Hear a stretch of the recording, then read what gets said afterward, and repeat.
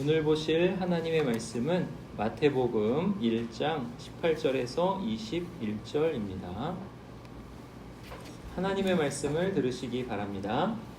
예수 그리스도의 나심은 이러하니라. 그의 어머니 마리아가 요셉과 약혼하고 동거하기 전에 성령으로 잉태된 것이 나타났더니 그의 남편 요셉은 의로운 사람이라 그를 드러내지 아니하고 가만히 끊고자 하여 이 일을 생각할 때에 주의 사자가 현몽하여 이르되 다윗의 자손 요셉아 내 아내 마리아 데려오기를 무서워하지 말라.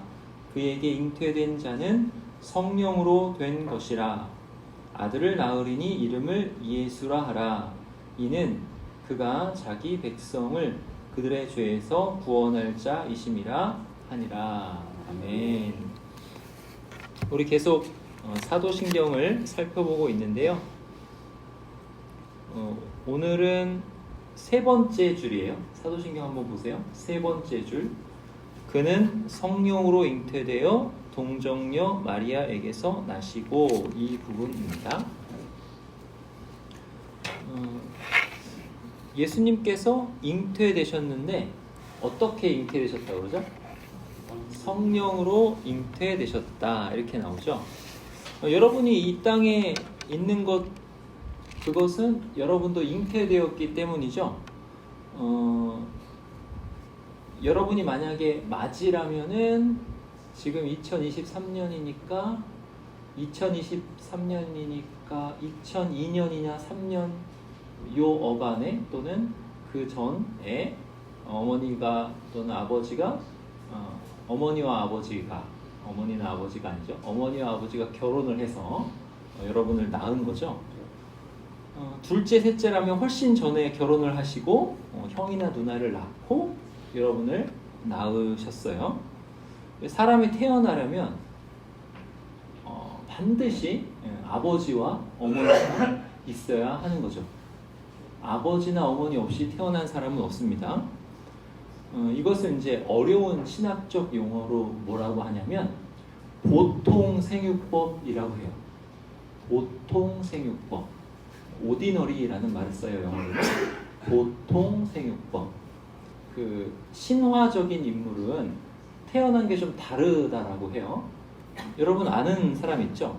알에서 태어난 사람들이 우리나라 왕조에 많아요. 그 중에 누가 있어요? 동명성왕이라고 하는 주몽. 알에서 태어났다고 그러죠. 또 박혁거세, 또 알에서 태어났다고 합니다.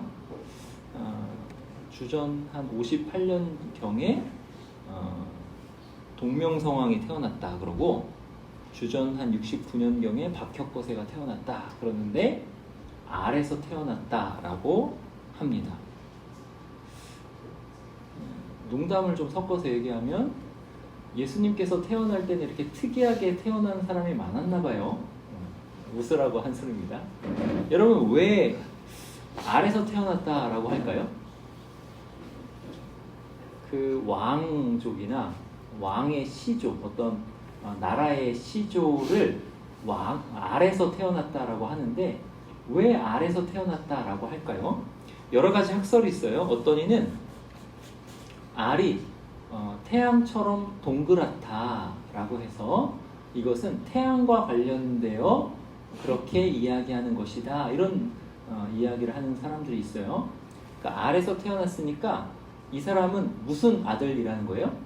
태양의 아들이다, 뭐 이런 뜻이에요.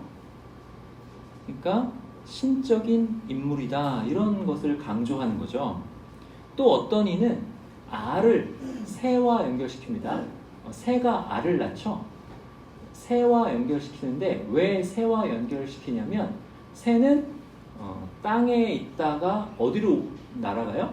하늘로 날아가죠.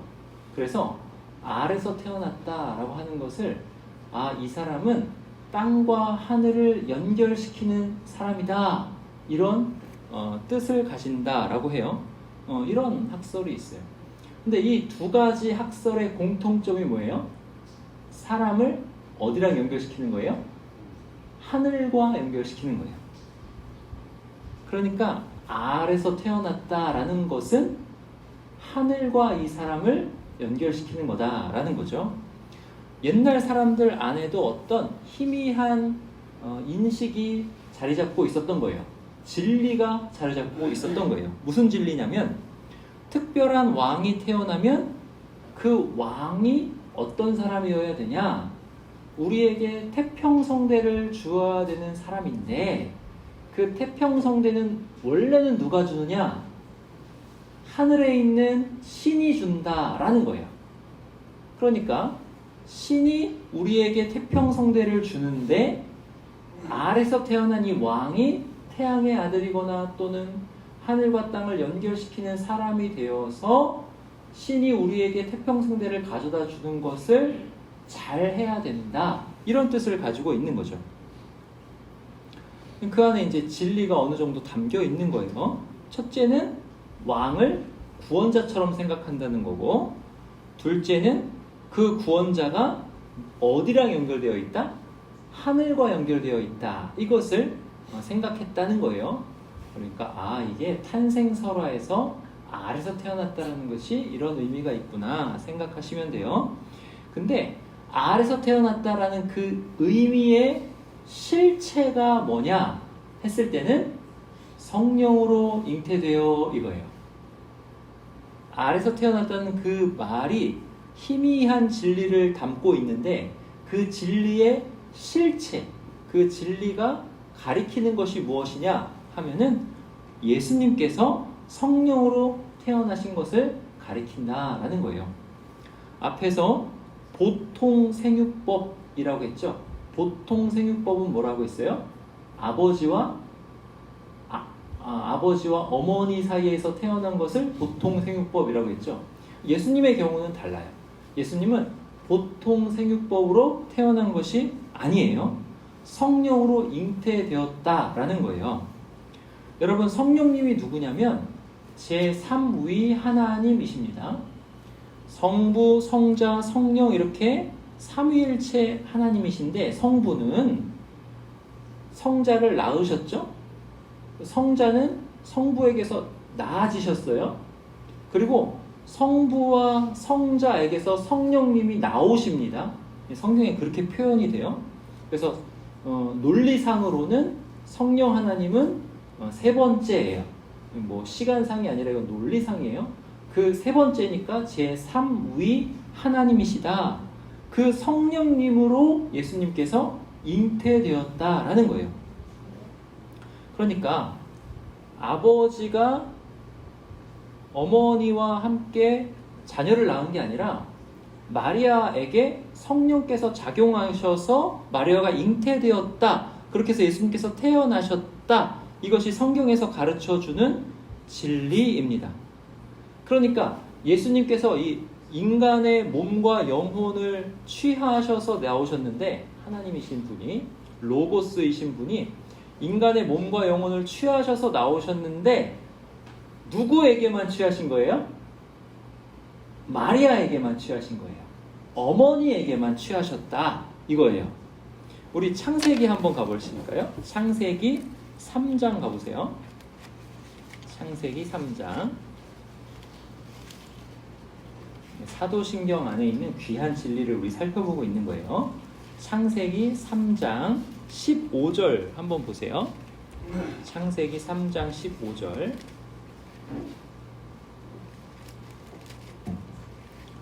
자, 거기 보시면은 이렇게 나와요. 내가 너로 여자와 원수가 되게 하고 네 후손도 여자의 후손과 원수가 되게 하리니 여자의 후손은 네 머리를 상하게 할 것이요 너는 그의 발꿈치를 상하게 할 것이니라 하시고 이렇게 나온다는 거죠. 여기 보시면은 내가 해서 나는 누구예요? 하나님이세요. 너는 뱀이에요. 이 뱀은 사탄이다 이렇게 쉽게 생각하시면 돼요. 여기도 여러 가지 학설이 있지만은 그냥 사탄이다 이렇게 생각하시면 돼요. 근데 그 사탄이 여자와 원수가 된대요. 그리고 그 사탄의 후손도 여자의 후손과 원수가 된대요. 그러면서 여자의 후손이 두 번 나오죠. 여자의 후손은 사탄의 머리를 상하게 한대요. 여자의 후손에게 사탄이 패배한다라는 거죠. 이해되셨죠?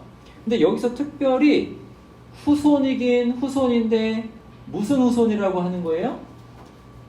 여자의 후손이라고 하는 거예요. 이걸 우리가 주목해 봐야 되는 거예요. 여자의 후손이에요. 왜 여자의 후손이죠? 답이 나왔어요. 예수님이 남자의 후손이다 라고 할 수가 있나요?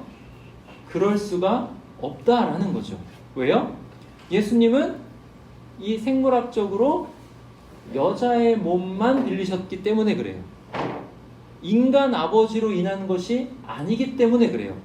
그래서 예수님은 온전히 어머니에게서 나신 분이라는 거예요.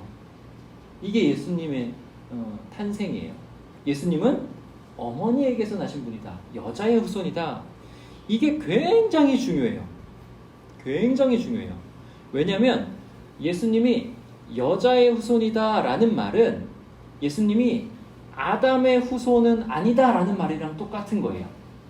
다시 이게 왜 중요하냐면 예수님이 여자의 후손이다 라는 말은 예수님이 아담의 후손은 아니다 라는 말이라는 거예요. 이거 뭐 진화론, 창조론, 뭐 원시인, 뭐 몇백만 년 전 이거는 얘기 안 할게요. 여러 가지 학설이 있고 진화론도 하나의 이론으로서 허점이 굉장히 많습니다. 근데 이거는 설교 시간에 다룰 수 있는 주제는 아니에요. 그냥 믿음으로 성경에서 모든 인류를 어떻게 말씀하냐면 아담의 후손이다 이렇게 말씀해요. 인류는 한 사람에게서 나왔는데 그 한 사람이 누구냐면 아담이라는 거예요.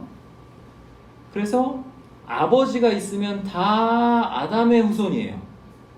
아버지가 있으면 다 아담의 후손이에요. 그런데 딱 한 사람만 아담의 후손이 아닌 거예요. 누구요? 아버지가 생물학적으로 인간 아버지가 없으신 예수님만 아담의 후손이 아니신 거예요. 로마서 5장에 한번 가보겠습니다. 로마서 5장. 이게 왜 중요하냐면 로마서 5장에 이렇게 말씀해요. 로마서 5장 12절. 신약 성경으로 246쪽에 있어요. 로마서 5장 12절. 거기 이렇게 말씀합니다. 우리 다 한번 천천히 찾아보세요. 로마서 5장 12절. 목사님이 봉독할게요.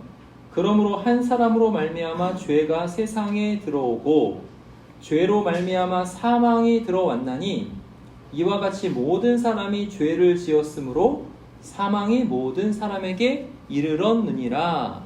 자, 그 다음에 14절 보세요. 그러나 아담으로부터 모세까지 아담의 범죄와 같은 죄를 짓지 아니한 자들에게까지도 사망이 왕노릇 하였나니 아담은 오실 자의 모형이라. 이렇게 말씀하는 거죠. 한 사람으로 말미암아 뭐가 들어왔대요? 죄가 들어왔대요. 근데 여기서 이 한 사람은 누구냐? 14절에 보니까 아담이에요. 아담의 범죄 이렇게 나오죠. 아담으로 말미암아 죄가 들어왔어요. 자, 죄에 대한 형벌은 죽음입니다. 사망이에요. 그렇기 때문에 우리가 그것을 항상 보고 있는 거예요. 다 죽었어요. 성경에 보면 두 사람만 빼고 다 죽었어요.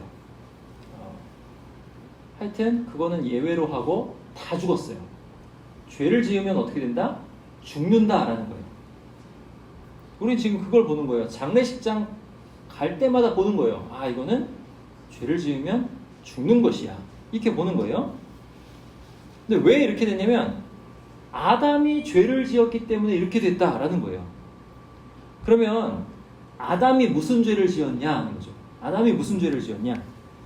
아담의 죄가 모든 사람의 죽음으로 연결이 되는 거예요. 근데 그럼 아담이 무슨 죄를 지었냐 했을 때 창세기 2장 가보세요. 창세기 2장. 아담이 무슨 죄를 지었을까요? 창세기 2장 16절. 2장 16절.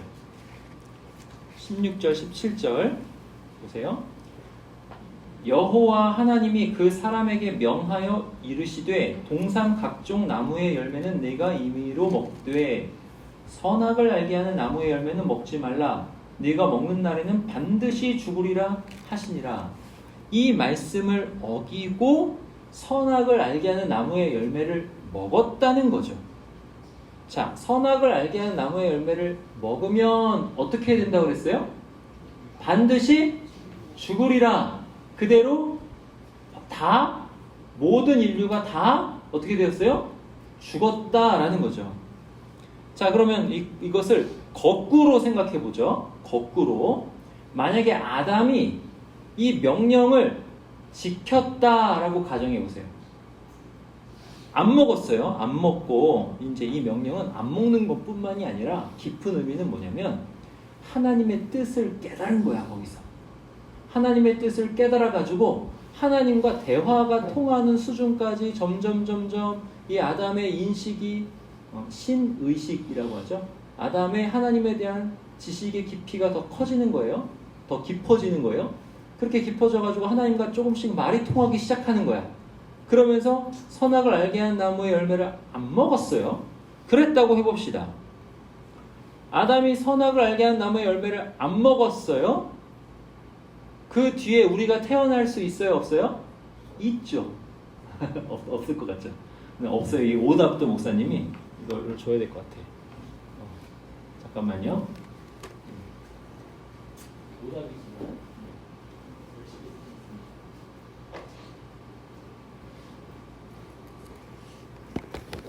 자, 아담이 범죄를 안 했어도 하와는 있었을 거고 우리는 태어났어요.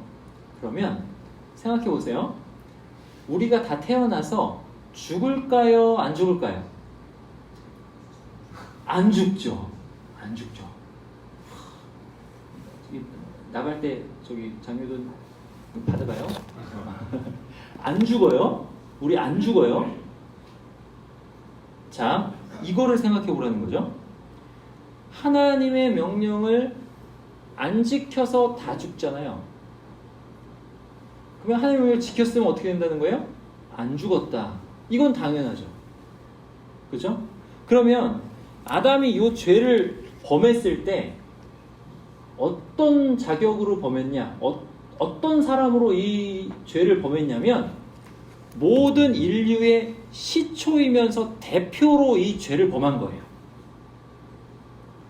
아담이 지켰으면 우리 다 안 죽었어요. 그거는 확실하잖아요. 그죠? 아담이 안 지켰으니까 우린 다 죽는다. 이거예요, 지금. 이해되세요? 모든 사람이 죽는 이유는 뭐냐면 아담과 묶여서 죽는 거라고요. 아담과 묶여서. 아담이 대표이기 때문에 아담과 묶여서 죽는 거예요. 여러분 요새 축구 많이 하죠? 우리나라가 어느 나라를 이겼어요. 싱가포르를 이겼나 전에? 그러면 기분이 좋아요, 나빠요? 당연히 기분이 좋죠. 싱가포르보다 중국 이겼을 때 훨씬 기분이 좋죠. 더 많이 골을 넣었어야 되는데. 그죠? 왜 기분이 좋아요? 그 축구팀과 우리가 묶여있기 때문이죠. 그 축구팀 중에 혹시 손흥민이 나 안다 있어요, 여러분 중에? 그 축구팀 중에 누구 한 명이라도 나 아는 사람 있어요? 없어요? 없지만 그 친구들이 나가서 이겼는데 누가 이긴 거예요?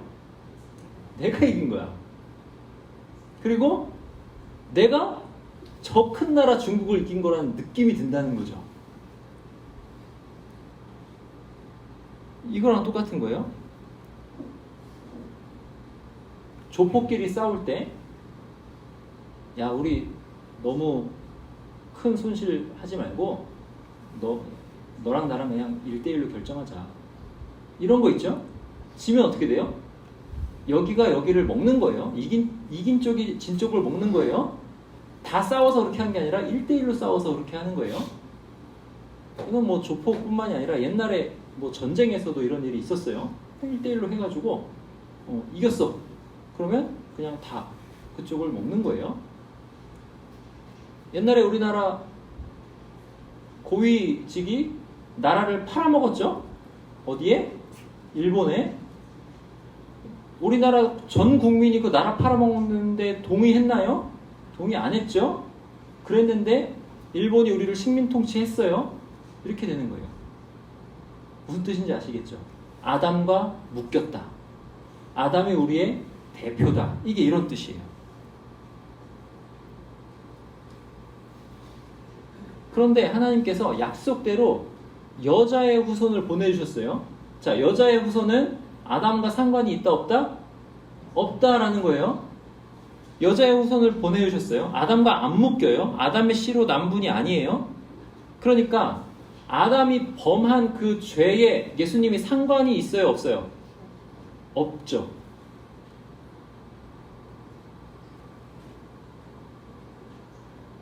자, 기분이 나쁘니까 거꾸로 생각합시다.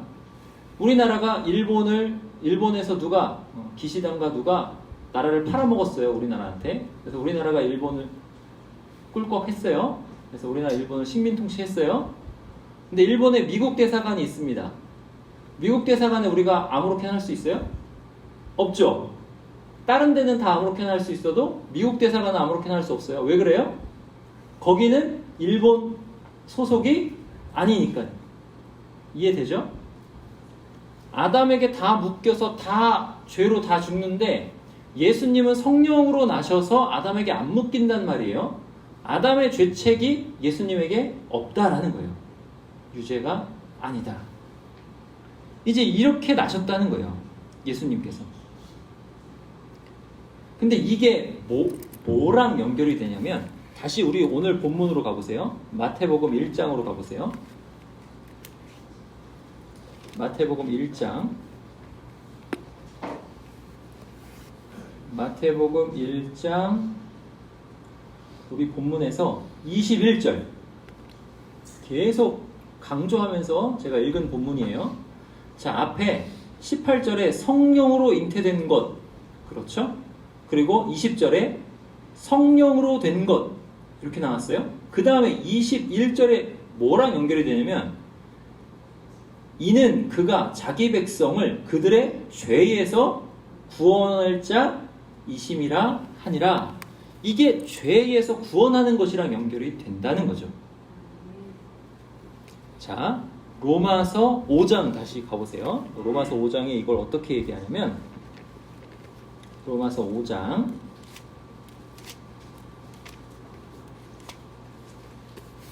18절. 여러분 지금 예수님에 대한 아주 귀한 진리를 듣고 있어요. 로마서 5장 18절. 자, 이렇게 말씀합니다. 그런즉 한 범죄로 많은 사람이 정죄에 이른 것 같이. 이제 이 구절 이해되시죠?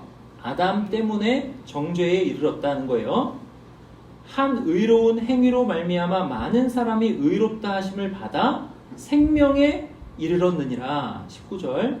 한 사람이 순종하지 아니함으로 많은 사람이 죄인 된 것 같이 한 사람이 순종하심으로 많은 사람이 의인이 되리라. 자, 죄로부터 구원받는다는 것은 무슨 뜻이냐면, 자, 우리가 원래 어디에 묶여 있었다고요? 아담에게 묶여 있었어요.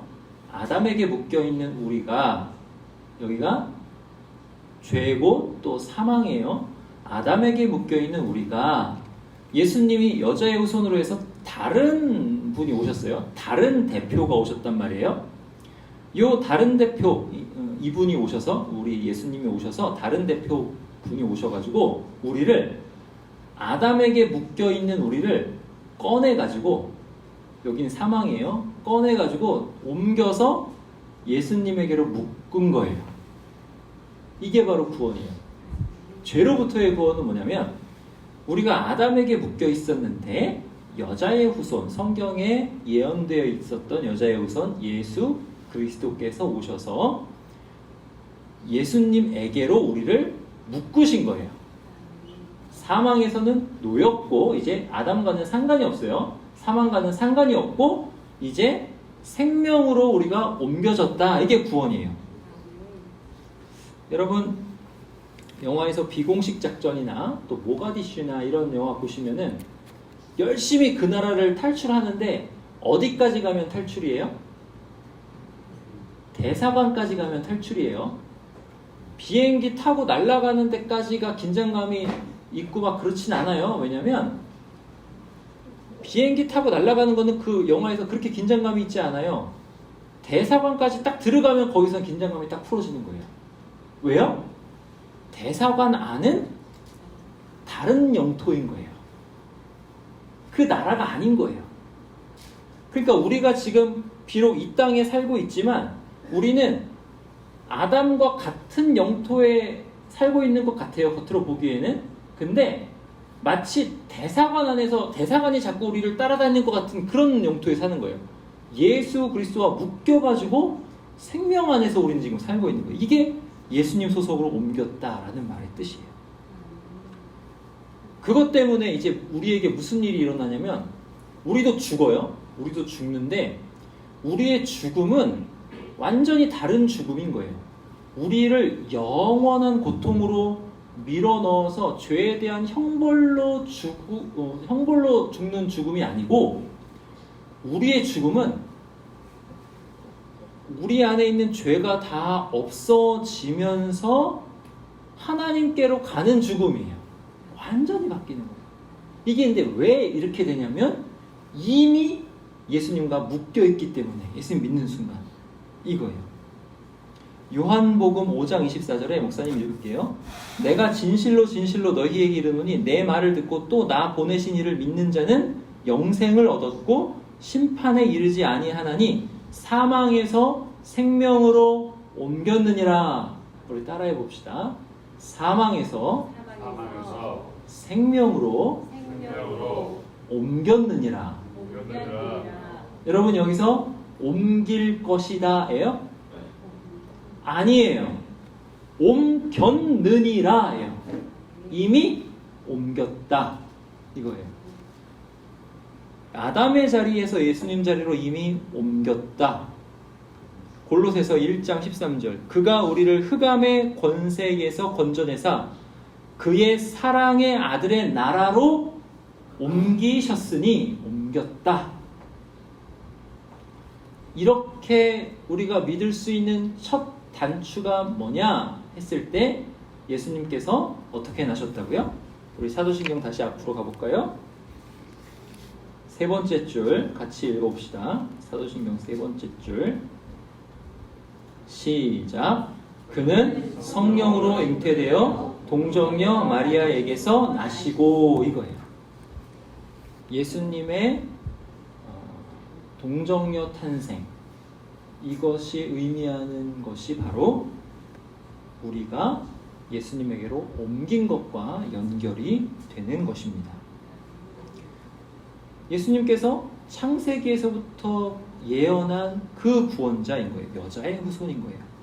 그리고 우리는 그분이 예수님이라고 믿고 그리고 우리는 그분을 믿음으로 이미 사망에서 생명으로 옮겼다고 믿는 거예요. 그거를 이 사도신경으로 고백하는 것입니다. 이것을 잘 깨달으시고 고백하실 때마다 깊이 생각하시면서 고백하시기 바랍니다. 기도하시겠습니다. 하나님 아버지 감사합니다. 주님께서 은혜 주셔서 예수 그리스도의 동정녀 탄생에 대해서 생각하게 하여 주시니 감사합니다. 성령으로 잉태하사 동정녀 마리아에게서 나신 것이 어떠한 의미인지를 우리가 잘 알고 앞으로 고백할 수 있도록 도와 주시옵소서. 하나님 아버지 우리를 사망에서 옮겨서 생명으로 우리의 소속을 바꾸시니 감사합니다. 우리가 이미 옮겨졌사오니 예수님을 믿는 믿음으로 그 어떠한 것도 두려워하지 않고 이 땅을 당당하게 살아갈 수 있도록 도와 주시옵소서. 하나님 아버지 우리 용사들 여러 가지 일들 안에서 지혜롭게 하시고 특별히 예수님을 믿는 믿음으로 담대하게 이 땅을 살아갈 수 있도록 도와 주시옵소서. 감사드리고 주 예수 그리스도의 이름으로 기도하옵나이다. 아멘.